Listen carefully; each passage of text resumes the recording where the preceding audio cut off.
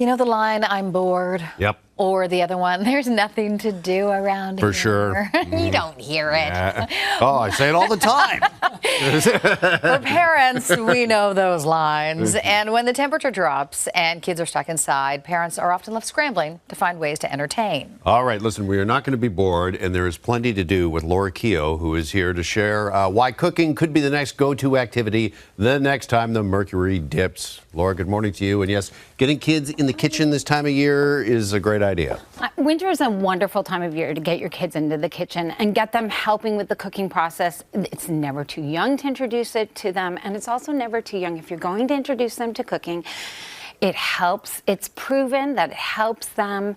They're more likely to eat the meal that they help prepare. Sure. And also you give them lifelong kind of some skills, yes, that exactly. they can use, for sure. Okay. And the good thing is that you also teach them food safety. And it's important that if we were teaching them a lifelong skill, we want to make sure that they're doing it safe. We teach them how to ride the bike safely. That's right. We're going to do that with our food as well. Okay, let's dive right in. And I think our first dish is what a lot of people would call comfort food.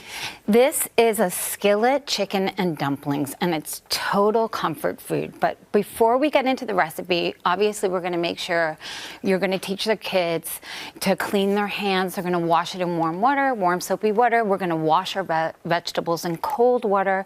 We've got some inexpensive chicken thighs here. If these were frozen, we would have taken them out of the freezer and defrosted them in the refrigerator on the bottom shelf, or we would have done it in the microwave or in a bowl of cold water. We would never just leave it on the counter. So what I'm going to do is I'm going to salt my chicken thighs first with some salt and pepper. I'm going to do it up here. I'm going to keep my hands nice and clean. I'm not going to touch the chicken or pat it. And like I said, I've cleaned my hands. The children have cleaned their hands. And I've got, God bless you. I don't know. I held that sneezing. So, yeah, what about sneezing on the food? How's that when it comes to food safety? Stay away from my food. Hold it back like I did, y'all. Okay. So now, for cooking, I'm going to get my chicken thighs into this pan. I've got some oil. This is a one-pot meal. It's really great. I'm going to use some tongs. I would make sure all of my cooking utensils were clean, and then if I use them on something raw, I'm going to just make sure I put these, keep them separate. Separate is another big thing. I've got them in the pan. Well, that's what I've also noticed. You have different cutting boards, different colored cutting boards. Yes. I used two different colors to remind me what had the raw meat on it. So I've got my chicken, my raw chicken, separated from my clean vegetables that I've washed in cold water. Okay. I would get my chicken thighs in here and I would cook them up and get them brown on all sides. And then what I would do is use a new set of tongs, and I would get them thongs. Don't use that. Don't sneeze on your food and don't wear thongs. Again, food safety. And then I would get them out. I would get them brown all over, and then I would put them on a plate, because what we're going to do is build a gravy in here. So next we'd get our cleaned vegetables into the pot. Yep. And then we'd create, and I've just got carrots, celery, onion, and then I'd get some chicken broth, some milk, some butter, some flour in here, and we build that lovely gravy. We're going to add the chicken back at that point, and we're going to continue to cook it. Okay. Okay, so we've separated everything. That's our big thing with kitchen safety. And another thing we want to keep separate is the fact that we have our dumpling ingredients. So we don't want these ingredients. So you want to make sure you talk to the kids about keeping your ingredients separate so they're not by the raw chicken. Okay. We're making a dumpling mix. This is just baking powder, flour.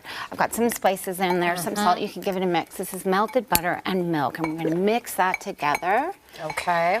And then we're going to make our dumplings. So while this would be bubbling away, making our broth, we'd get our dumpling mix together. And then what you can do is you can use a scoop and just shake it out of there. You got it. And then you would just kind of drop them on top and then cook that off. So once we got it covered again, we'd let it kind of simmer away. We'd added the chicken back in. We're going to let it simmer away.